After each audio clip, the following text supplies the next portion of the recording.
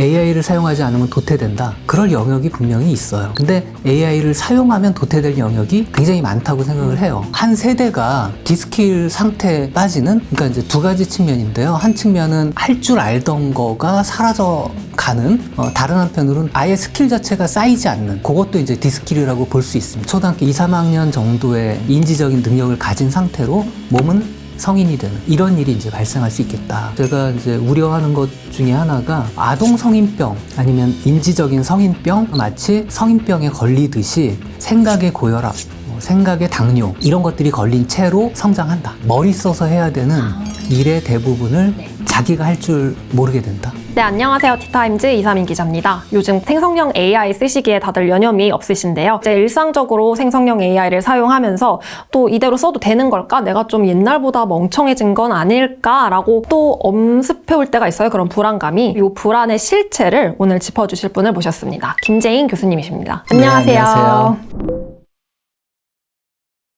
짧게 자기소개 부탁드릴게요. 네, 저는 경희대학교 비교문화연구소에서 일하고 있고요. 철학을 하고 있습니다. 최근에 기술 철학, 특히 이제 AI 관련된 비판적인 목소리를 많이 내고 있는 중입니다. 지난번 인터뷰하고 나서 생각보다 댓글이 엄청 많이 달렸었어요. 특히 그때 또 약간 논란의 대상이 되었던 발언이 배움을 목표로 하는 학생이라면 AI를 쓰지 말아야 된다라고 파격적인 주장을 하셨습니다. 연장선상에서 AI 시대에 이제 저희가 어떤 능력을 실제로 잃어가고 있는지 또 어떻게 살아남아야 될지에 대한 또 신작을 내셨는데요. 요 디스킬 제너레이션이라는 책입니다. AI 네이티브 세대라는 말은 요즘 굉장히 많이 하는 것 같아요. 근데 교수님은 반대로 이제 디스킬 제너레이션, 한국말로 뭐 바꿔보자면 탈숙련 세대라고 할 수가 있을 것 같은데 요 분들이 정확히 어떤 층의 사람들을 말하는 건지 좀 궁금한데요. 연령대로 봤을 때는 지금 학생들, 초중고 대학생까지 그 학생들이 될 테고요. 사회 진출한 분들은 학생 시절 동안 이미 이제 많은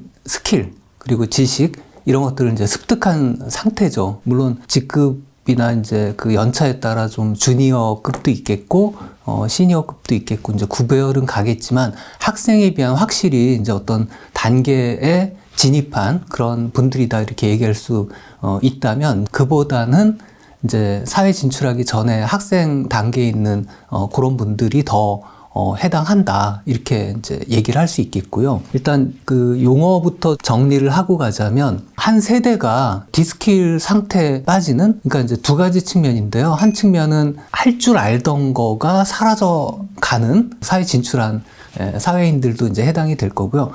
다른 한편으로는 아예 스킬 자체가 쌓이지 않는, 그것도 이제 디스킬이라고 볼 수 있습니다. 애초에 미천 자체가 없기 때문에 쌓이지도 못하는 상태. 그래서 이제 오늘날의 젊은 세대 전반이 이 디스킬 제너레이션이 될 수 있다. 지금 유감스럽게도 디지털 네이티브 또는 이제 AI 네이티브가 이제 막 생기기 시작하죠.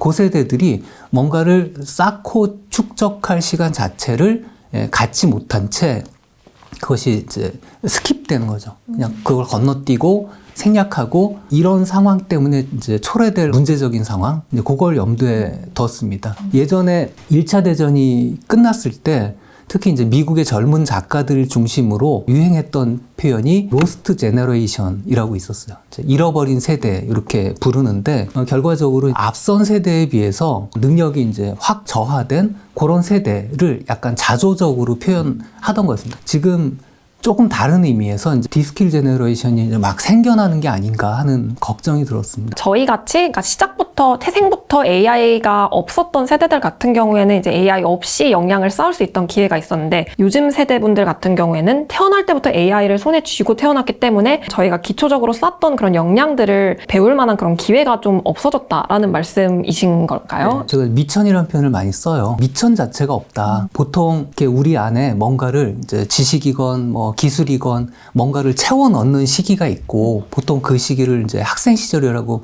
우리가 부르죠. 근데 그 과정이 정말 생략되는 거예요.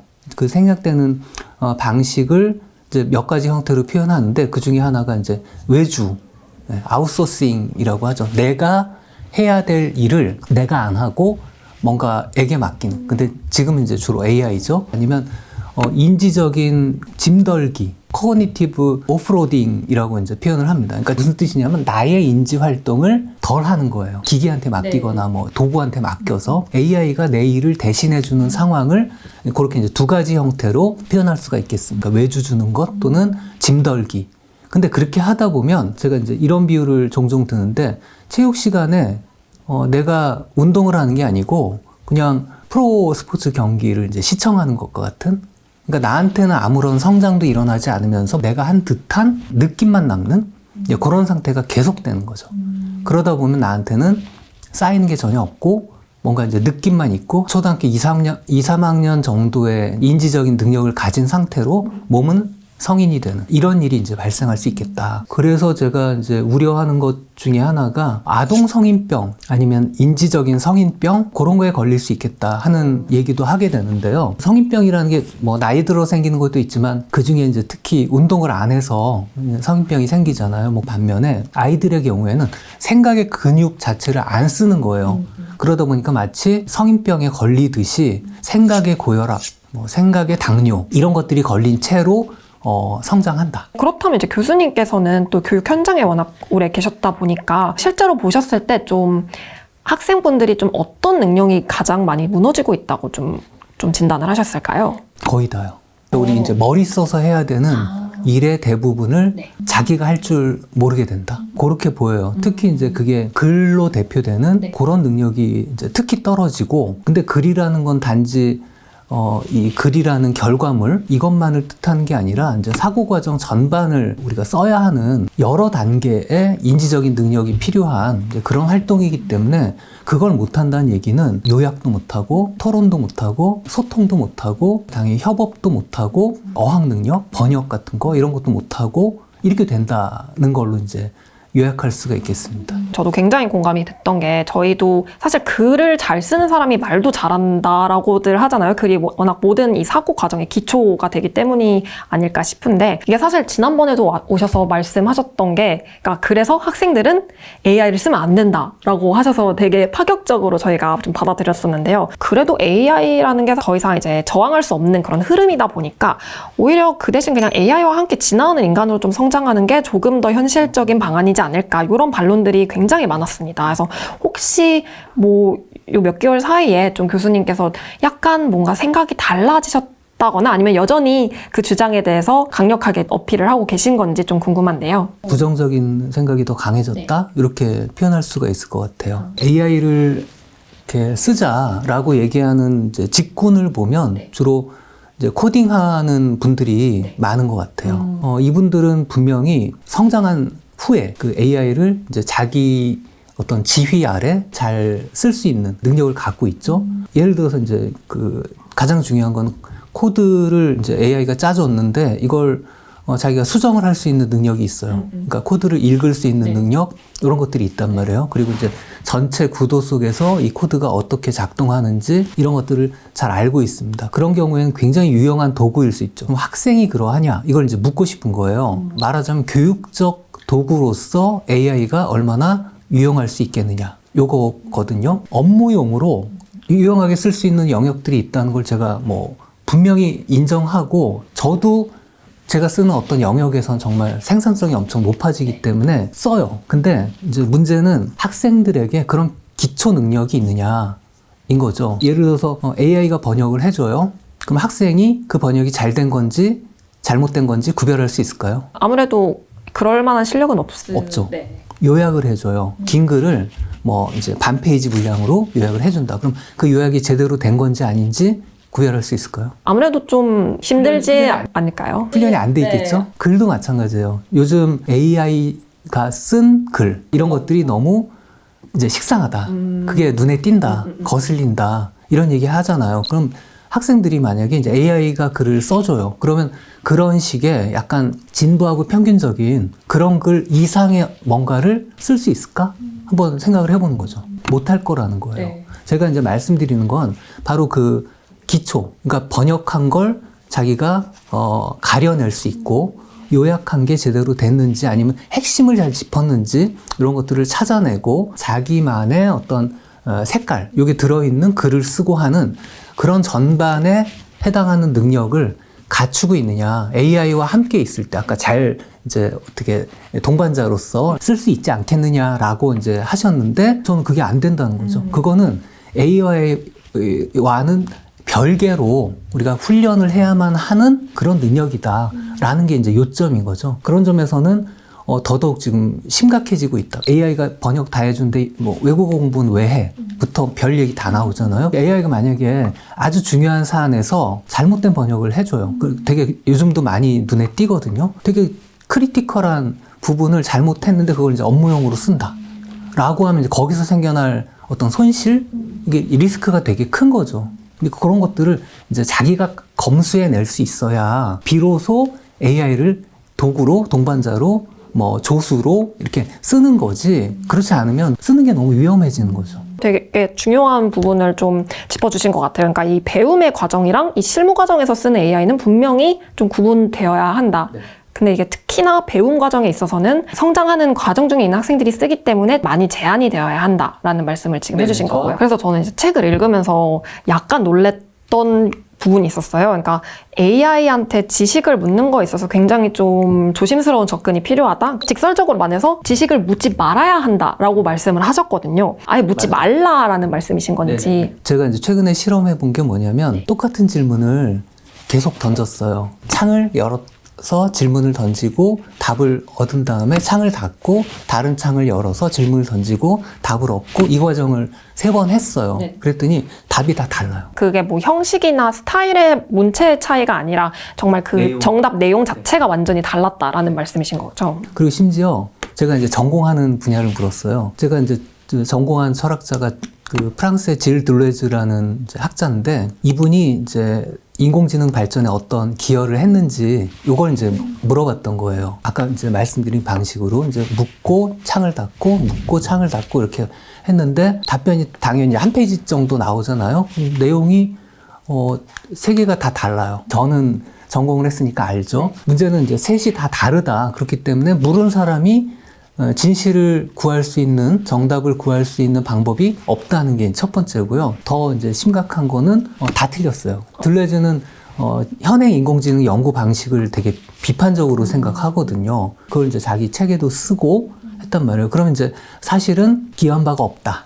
부정적이었다. 이렇게 답을 했어야 그나마 진실에 근접하는데 셋 모두 틀린 답을 한 거죠. 왜냐하면 얘는 정답을 말하도록 설계된 게 아니라 이 트랜스포머라는 구조는 확률적으로 제일 그럴듯한 것들을 이제 문장으로 구성하는 거잖아요. 그러니까 되게 확률적인 답들이지 100%, 99%인 답은 절대 아닌 거죠. 그렇기 때문에 이 환각이 계속 더 이렇게 개선되지 못하는 상태에 있고요. 그 가중치가 높은 거를 조금 더 정답으로 내놓는 경향이 크기 때문인데, 근데 또 요 말씀을 듣고 바로 이렇게 반론을 하실 것 같습니다. 그거는 프롬프트를 조금 더 구체적으로 써야 되는 거 아닌가? 컨텍스트를 너무 적게 준 거 아닌가? 뭐 요새 막 그런 말들 있잖아요. 뭐 신뢰할 수 있는 출처를 기반으로 답을 알려줘 하면 조금 더 정확하게 얘가 뭐 출처를 확인하고 해서 좀 더 정답에 가까운 답변을 해준다. 라고들도 많이 반박을 하실 수가 있을 것 같은데요. 그 이제 RAG라고 우리가 부르고 있고요. 그 RAG가 안 된다는 것도 지금 계속 연구 결과가 나오고 있고요. 아무리 이렇게 프롬프트 차원에서 이렇게 저렇게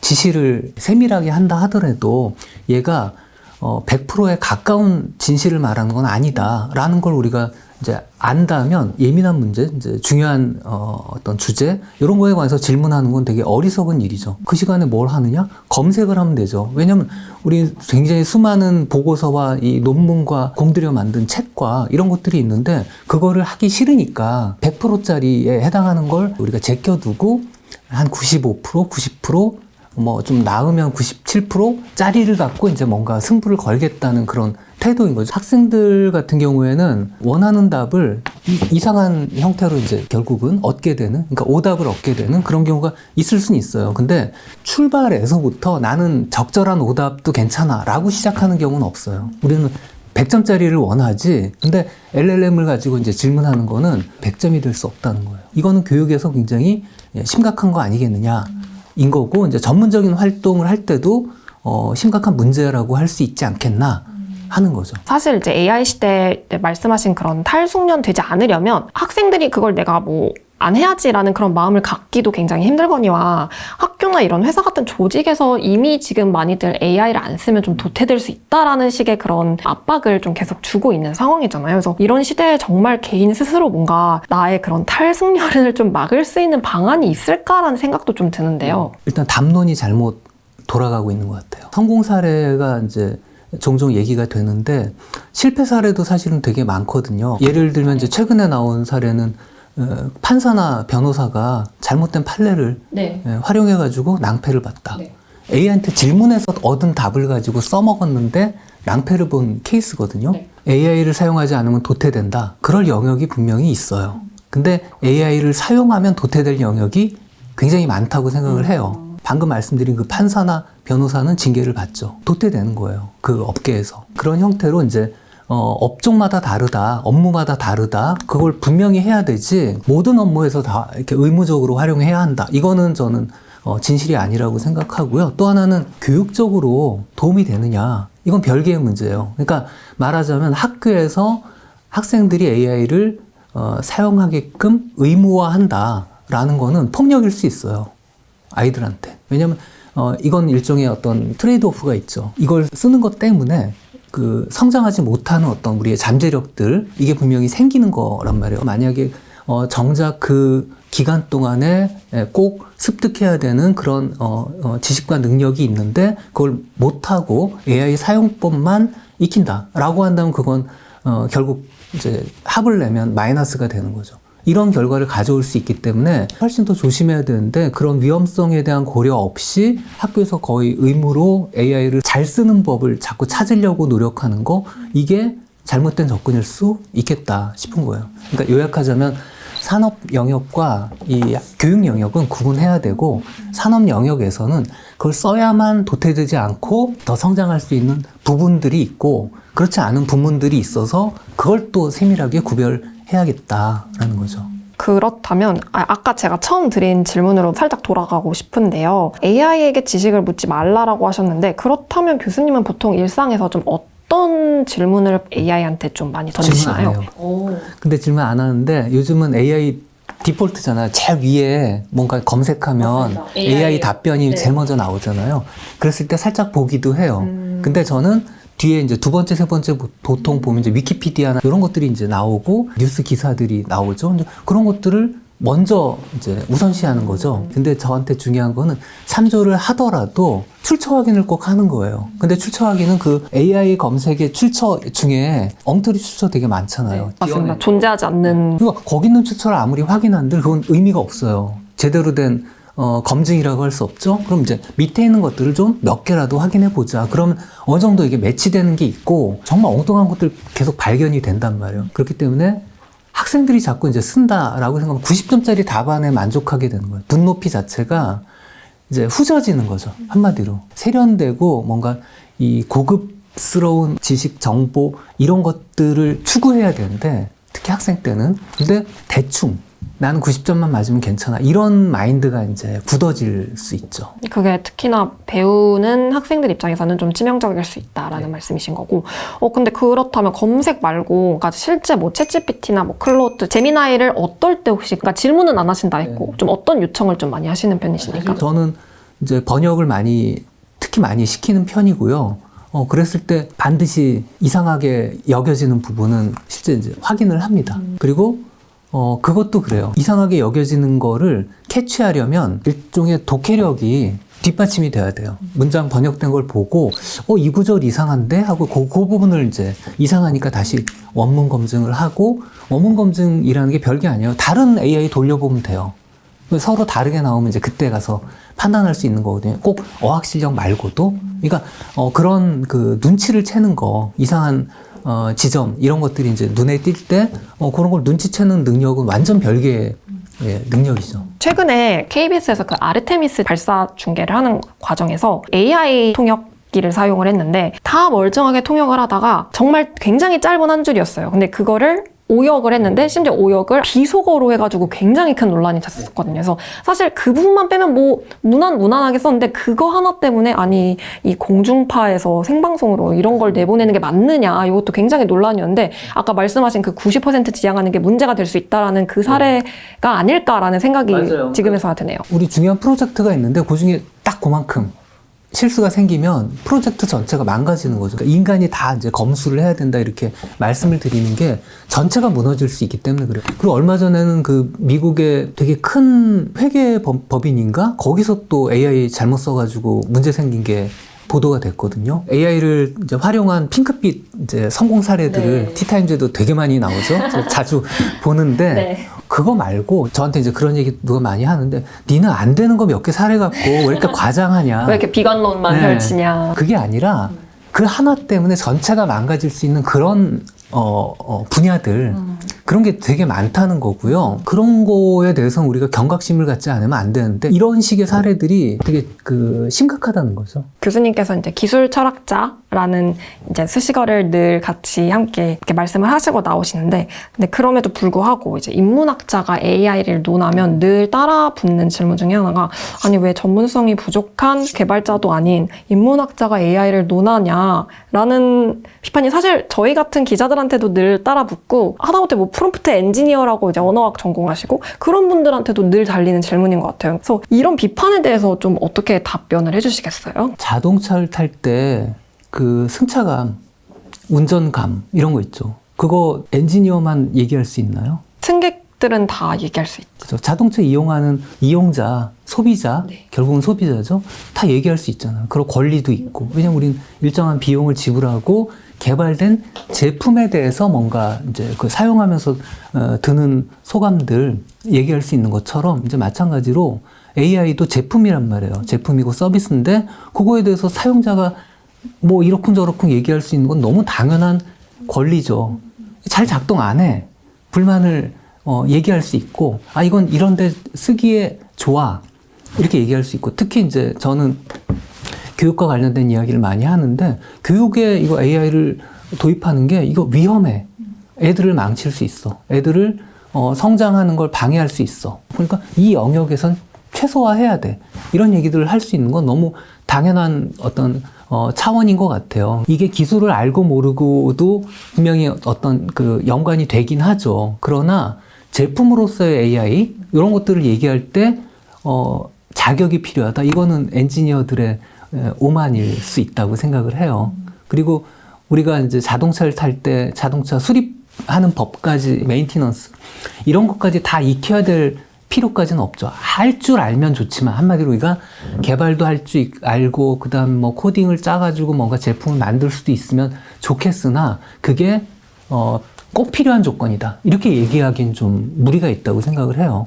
그리고 더 많은 사람들이 예를 들면 교사가 학교 현장에서 AI 뭐 이거 학교 이제 그 국가에서 쓰라고 하는데 써봤더니 영 이상해. 그럼 문제 제기를 할 수 있고 이건 너무 당연한 거죠. 그러니까 더 많은 사람들이 AI에 대해서 목소리를 내는 게 중요하지 어떤 자격을 논하는 거는 바람직하지 않다. 그러니까 기자님들도 더 많이 얘기를 해야 되는 게 맞고 소설가도 AI에 대해서 뭔가 할 말을 해야 되는 거고 그게 전 당연하다 이렇게 생각을 합니다. 거꾸로 그럼 개발자들은 왜 인문학 하신 분들의 말을 들어야 할까요? 들어야 할 의무는 없어요. 근데 그 제품이 이제 사회와 인간에 끼치는 영향, 이거에 대한 어떤 그 경고성 발언, 소비자의 선택을 얻기 위해서는 이게 안전하게 사람들을 그리고 사회를 위하는 형태로 기술이 작동해야 되는데 지금 그렇지 못할 가능성이 있다. 그런 차원에서 이렇게 이야기를 듣는 건 꼭 필요하다고 생각을 합니다.